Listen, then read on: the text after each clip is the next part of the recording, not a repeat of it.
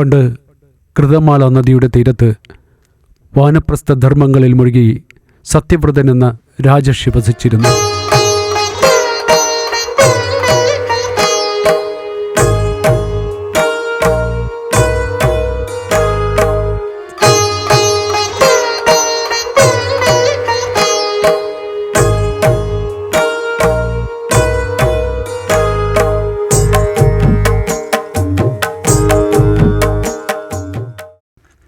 ഒരിക്കൽ അദ്ദേഹത്തിൻ്റെ മുൻപിൽ മത്സ്യരൂപത്തിൽ പ്രത്യക്ഷനായ ശ്രീനാരായണൻ സത്യവ്രതനെ പരീക്ഷിച്ചുകൊണ്ട് നിരവധി മായകൾ നടത്തി.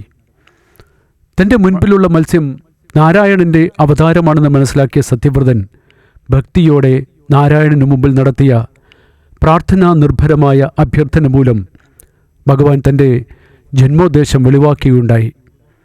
പുഷ്കലാവർത്തങ്ങളെന്നും സവർത്തകങ്ങളെന്നും പേരുള്ള പ്രളയമേഘങ്ങൾ പ്രളയജലത്താൽ സർവ്വതിനെയും ഗ്രഹിക്കുമെന്നും ആ സമയത്ത് ഭൂമിദേവി സപ്തർഷികളെയും വഹിച്ചുകൊണ്ട് സത്യവ്രതൻ്റെ അടുക്കലെത്തുമെന്നും അന്ന് അവരുടെ സംരക്ഷകൻ ആകണമെന്നും ഭഗവാൻ രാജർഷിയോട് പറഞ്ഞു.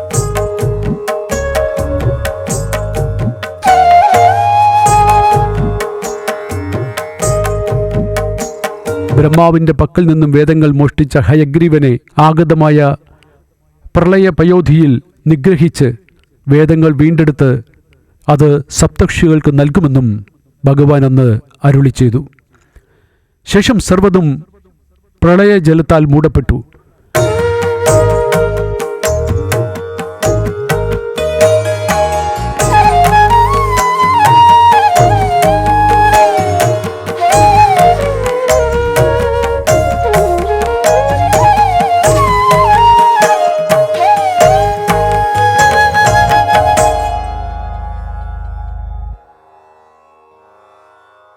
നാരായണൻ ഹയഗ്രീവനെ നിഗ്രഹിച്ച് വേദങ്ങൾ വീണ്ടെടുത്തു. പിന്നീട് സ്വർണ്ണ ശരീരമുള്ള മത്സ്യമൂർത്തിയായി സത്യവ്രതന് ഭഗവാൻ നൽകിയ ഉപദേശം മത്സ്യപുരാണമായി വേദവ്യാസനിൽ നിന്നും വഴിഞ്ഞൊഴുകി.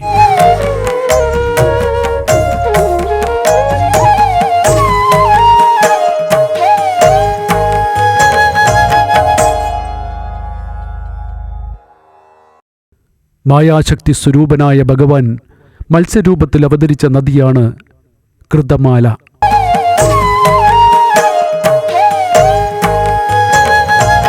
ഈ നദിയുടെ കൈവഴിയായി ബൃംഗാനദി ഒഴുകുന്നു. ബൃംഗാനദിയുടെ പോഷക നദിയായി പുണ്യനദിയായ തിരുപ്പിറവിയാർ തൃപ്പയാറപ്പൻ്റെ പാദങ്ങളെ തഴുകി ഒഴുകുകയാണ്.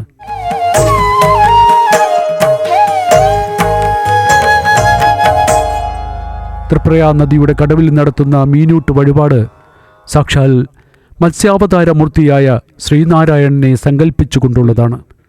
ആ ശ്രേഷ്ഠ സങ്കല്പത്തിൽ നാരായണസ്വാമിയെ മനസ്സാ സ്മരിച്ചുകൊണ്ടുവേണം മീനൂട്ട് വഴിപാട് നടത്തുവാൻ. സർവം നാരായണ സമർപ്പിതം.